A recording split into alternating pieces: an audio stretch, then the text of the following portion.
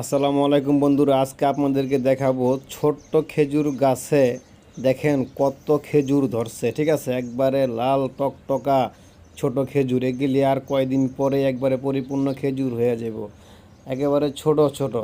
আপনারা এভাবে দেখেন যে বড় খেজুর গাছের ভিতরে খেজুর হয়, আর এখানে যে গাছগুলি একবারে ছোট খেজুর গাছের ভিতরে একদম থোকায় থোকায় খেজুর ধরছে।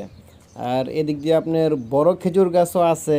ঠিক আছে, বড় খেজুর গাছও দেখছেন একদম কত খেজুর, একেবারে মানে থোকায় থোকায় খেজুর এবং লাল হয়ে রয়েছে খেজুরে। ঠিক আছে, দেখতে কতই না ভালো লাগে। আর বিশেষ করে এই যে ছোট খেজুর গাছ, এই ছোট খেজুর গাছের ভিতরে কত সুন্দর, মানে এটা একদম ভাবা যায় যে এত ছোট্ট খেজুর গাছের ভিতরে একবারে কত খেজুর ধরছে। হ্যাঁ, তো আপনারা তো সবসময় দেখেন যে এই বড় খেজুর গাছের ভিতরে খেজুর হয়।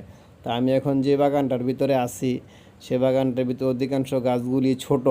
তো সেই ছোট খেজুর গাছগুলির ভিতরে এই যে খেজুর হয় আর কি। বড় খেজুর গাছও আছে এখানে, অনেক খেজুর গাছ, মানে এখানে খেজুর গাছের কোনো শেষ নাই। কিন্তু সবচেয়ে হচ্ছে গিয়ে এই খেজুর এই গাছগুলি খুব ভালো জাতের। ঠিক আছে, এই জন্য এত খেজুর ধরে এই গাছে।